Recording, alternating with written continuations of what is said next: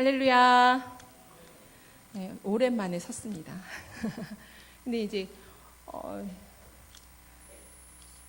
몇 주 전에 섰을 때만 해도 자신감이 있었는데 오늘은 너무 많이 위축돼 있어, 막 떨려서 네, 우리 담임 목사님 앞에 계셔서 그런지 굉장히 떨립니다.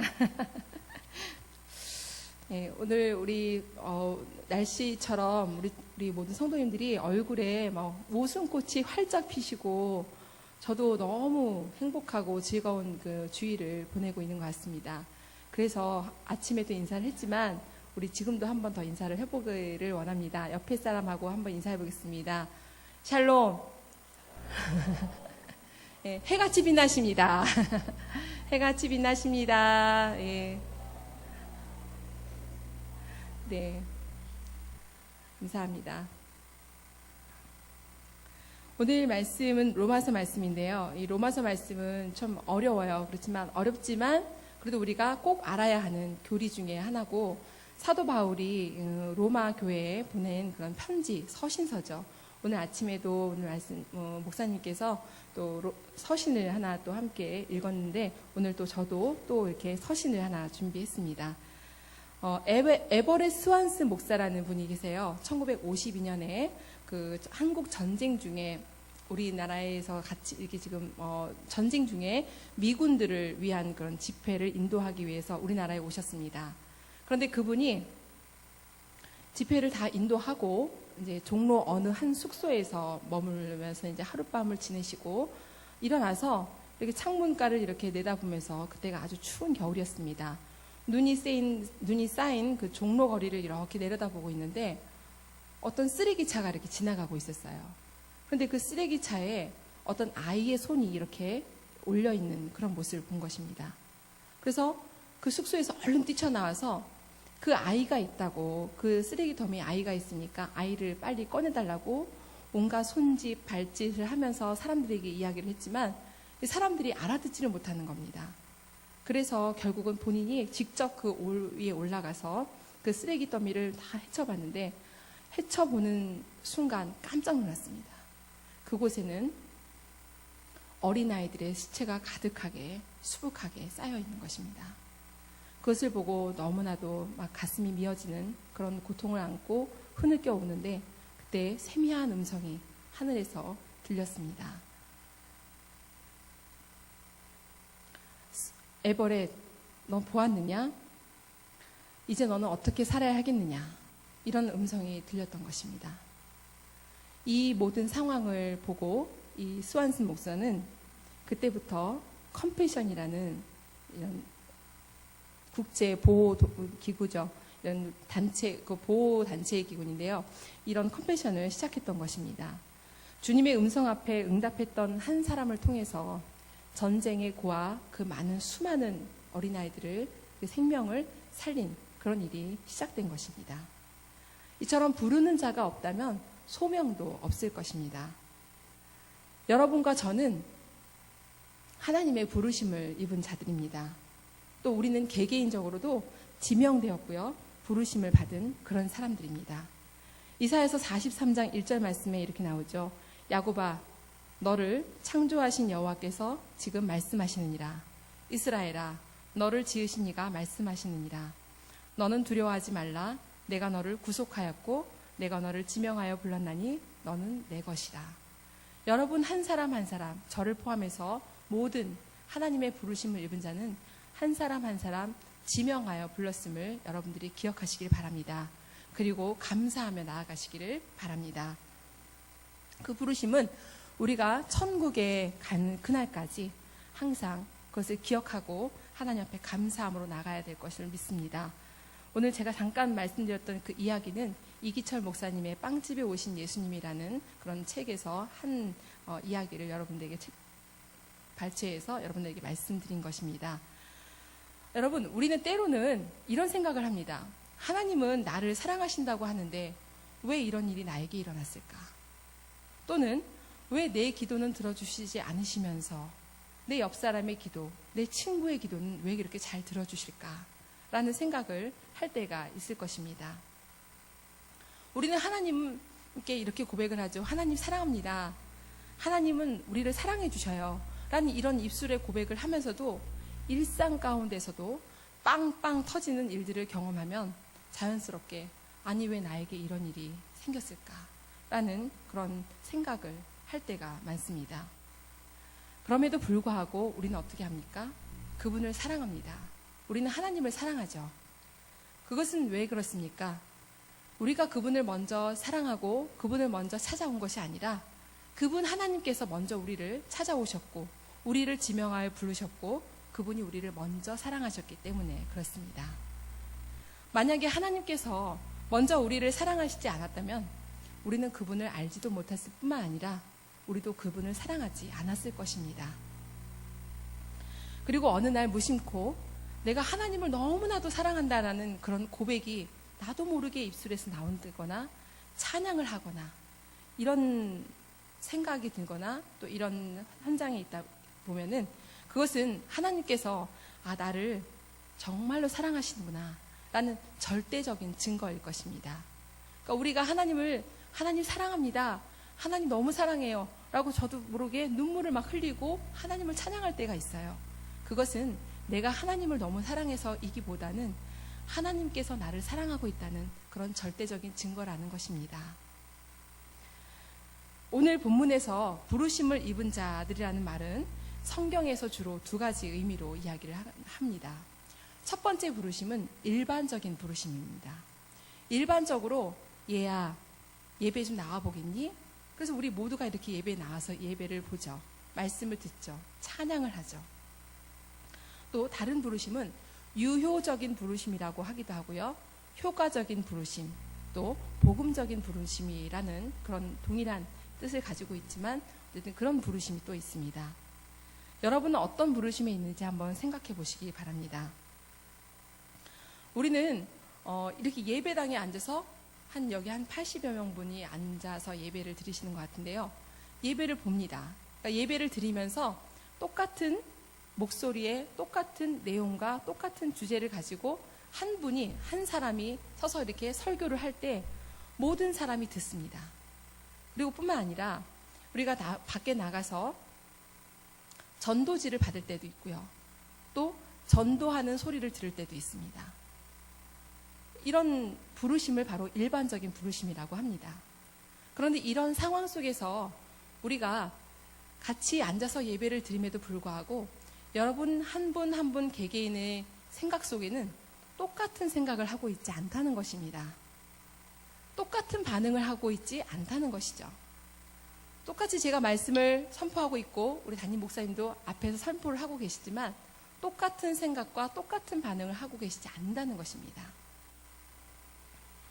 그런데요, 여기서 똑같은 반응을 하지 않지만 우리가 말씀을 들으면서 찬양을 들으면서 예배를 드리면서 또는 전도지를 받으면서 아니면 지나가면서 한 교회를 보면서 가슴 뭉클한 것이 뭔가가 이렇게 올라오고 있다든가 감동이 된다든가 아니면 찔림이 된다든가 이런 것은 바로 이런 것을 우리가 아까 말씀드린 것처럼 효과적인 부르심, 유효적인 부르심 또는 복음적인 부르심이라고 할 수 있습니다.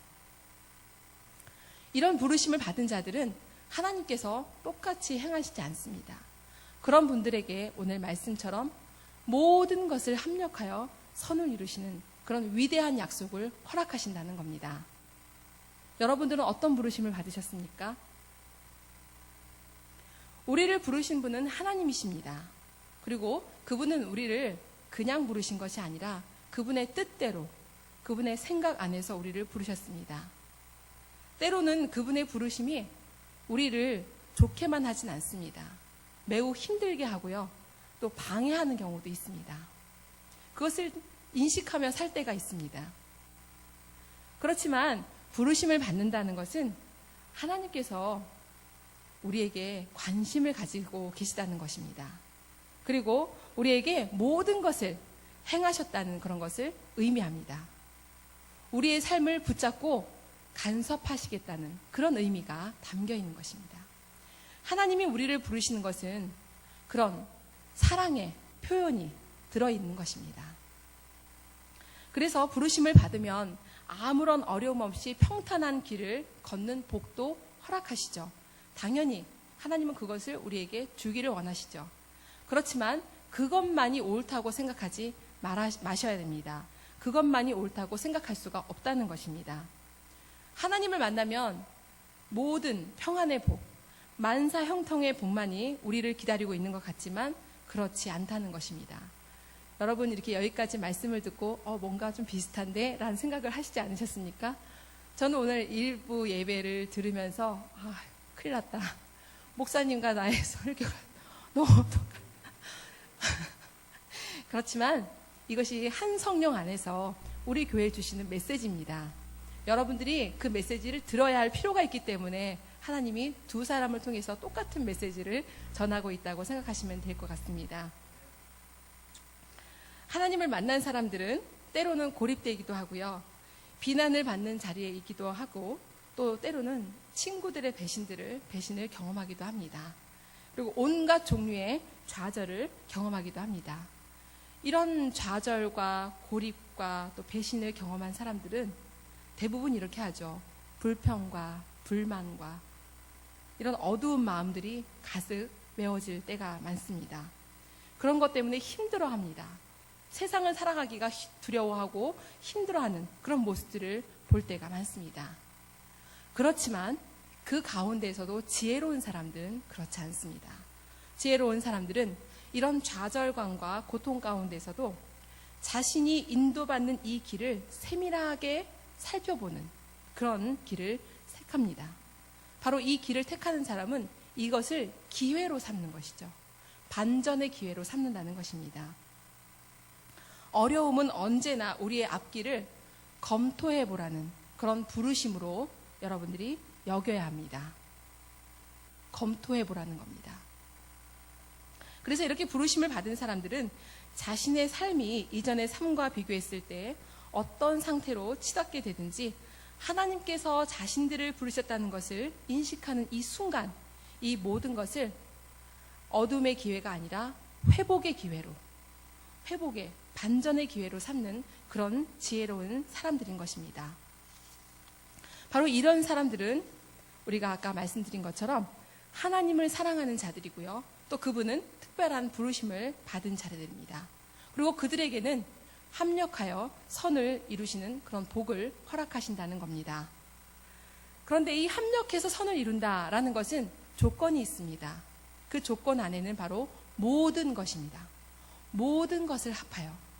이 모든 것이라는 조건에는 그 의미에는 평안, 기쁨, 감사, 행복 이런 우리가 만족할 만한 그런 감사의 조건들도 있지만 때로는 아까도 말씀드렸처럼 환난, 핍박, 시련 이런 것들이 내포되어 있습니다. 그리고 그 모든 것에는 우리가 죄로 인해서 떨어져서 실패한 것들, 그래서 우리가 실족해서 뒤로 미끄러져 나가는 이런 것들도 내포되어 있습니다. 하나님께서는 우리들로부터 복을 거두어 가시는 경우도 있습니다. 그것은 어떤 연단의 방식이 아닙니다. 하나님께서 우리에게 늘 비춰주셨고 말씀하셨던 그 하나님의 그 형체 그리고 하나님의 음성 이 모든 것들을 갑자기 보여주시지 않으시고 들리지 않게 하시는 경우가 있다는 것입니다. 우리가 볼 수도 없고 들릴 수 없고 느낄 수 없을 때 얼마나 불안합니까? 그런데 때로는 그런 것들을 우리에게 던져주십니다. 그 자리로 우리를 요청하십니다. 그것은 우리가 영적인 생활을 하는데 굉장히 힘듭니다. 영혼이 갈급하고요. 메마르고요. 몸이 건조한 그런 상태의 체험을 하게 하시는 거죠. 그런 것을 하게 하시는 이유는 딱 바로 이런 모든 것들을 합하여서 하나님이 우리에게 합력하여 선을 이루게 하시는 하나님의 계획과 하나님의 뜻이 숨겨져 있는 것입니다. 이런 상황은 아까 목사님께서도 예화를 들려주셨는데 저도 똑같이 욥의 고난을 준비했습니다. 욥이 바로 받은 그 고난이 그렇습니다. 요셉도 그렇잖아요. 요셉도 어떤 경험을 했습니까? 형들과 함께 12형들과 함께 즐겁게 행복한 그런 생활을 하다가 그 형들의 시기로 말미암아 종으로 팔려가는, 그리고 종으로 팔려가서 그곳에서 좋은 일만 있었던 것이 아니라 굉장히 어려운 감옥까지 가는 그런 상황까지 있었지 않습니까? 그런데 그런 모든 상황을 하나님께서 다 합력해서 결국은 선을 이루어 가시는 그런 하나님의 모습을 우리가 말씀을 통해서 잘 알고 있습니다. 그런데요, 여기서 유의해야 할 것은 하나님은 우리의 죄를 사용하시는 건 아닙니다. 죄를 바꾸시기는 하지만 죄를 사용하시진 않는다는 것을 여러분들이 기억하시길 바랍니다. 우리의 죄가 있을 때는 그 죄를 통해서 우리가 나약해지고 연약함을 겸손하게 하나님 앞에 우리가 잘못했다는 것을 인정하고 회개했을 때, 그때에는 그것을 바꾸어서 용서하시고 그것을 선하게 우리에게 역사하시지만, 그렇지 않고 그 죄 자체로는 절대로 우리를 바꾸어서 인도하시지 않는다는 것입니다. 그 죄는 반드시 회개로 변화되어야 합니다. 회개로 변화되지 않는 그 죄는 절대로 하나님 앞에서는 선하게 우리 삶으로 역사되거나 인도하시지 않는다는 것을 여러분들이 기억하시기 바랍니다. 그 죄는 반드시 회개로 변화되어야 되고 바꾸어져야 한다는 것을 여러분들이 기억하시기를 바랍니다. 이렇게 우리는 온전하게 이해할 수 없습니다. 하나님이 왜 도대체 나를 이렇게 힘들게 하시는지, 왜 어렵게 하시는지, 왜 나에게 이렇게 핍박을 주시는지, 왜 환난 가운데 있게 하시는지, 그 모든 것들은 우리가 완전하게 그 하나님의 뜻을 이해할 수 없습니다. 그렇지만 이 모든 것들, 그 모든 것들이 하나님께서 나를 다루어 가시는 방식 가운데 하나라면은 우리는 그 하나에 만족하고 감사하며 나아가야 합니다. 그것이 내 유익을 위해서 하나님께서 다루어 가시는 하나의 계획이고 하나의 방법이라면, 그것이 확실하게 내가 깨닫게 된다면 오히려 그것으로 인해서 하나님 앞에 감사하며 나아가야 한다는 것입니다. 우리의 시련과 환난, 그리고 우리의 실패까지도 이 모든 것을 사용하여서 하나님께서는 우리에게 더 새롭고 더 깊은 방식 가운데로 우리를 인도하십니다. 바로 그것이 하나님은 자신의 선을 우리에게 드러내시는 귀한 방법들이라고 할 수 있습니다. 이것은 굉장히 위대한 것입니다. 여러분들이 경험하신 바 있을 줄 모르겠지만 저는 그런 경험을 너무 많이 합니다. 어떻게 이런 일들이 일어날 수 있지? 어떻게 이런 것들이 조합이 일어날 수 있지? 라는 생각을 할 때가 많습니다. 마치 퍼즐처럼요.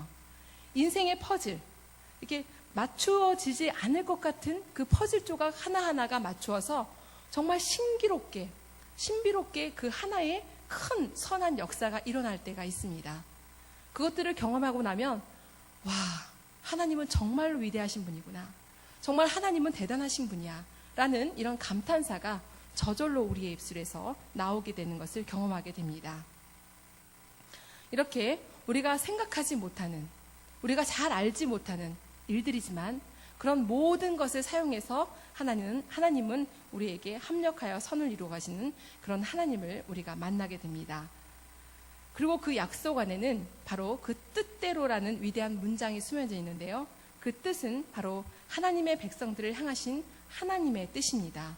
그리고 우리를 지으신 그 목적에 맞게 하나님께서 한 걸음 한 걸음, 한 과정 한 과정을 이렇게 이루어 가시는 하나님의 방법입니다.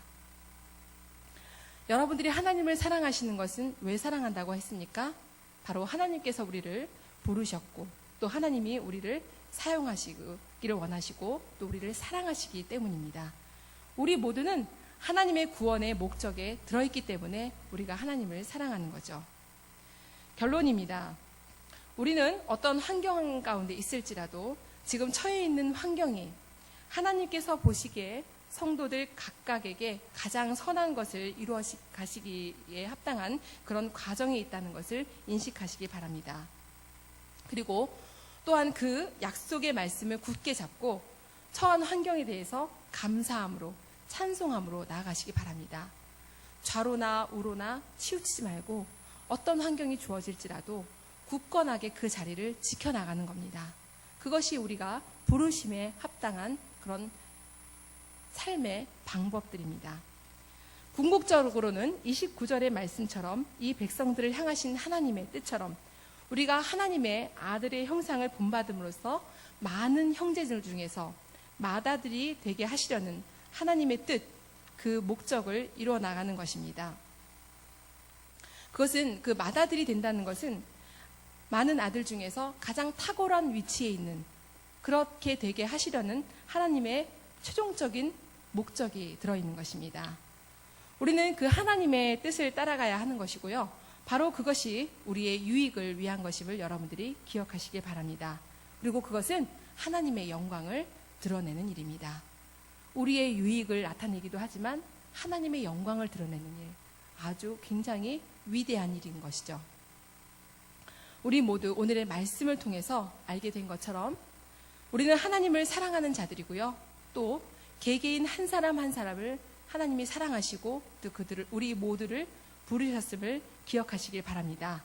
그런 자들은 하나님은 그런 자들에게 모든 것을 합하여서 선하게 일하셔서 우리에게 유익을, 가장 좋은 것을 선물하여 주십니다. 그런 분임을 기억하시고 모든 환경 속에서 어려움이 있을지라도 힘든 일이 있을지라도 그 자리를 굳건하게 지키면서 예배 가운데 나아가시길 바랍니다. 그래서 주께서 가장 선하게 우리를 이끌어 주실 것을 확신하시고 나아가시는 저와 여러분 되시기를 주의 이름으로 간절히 축원합니다. 기도하시겠습니다.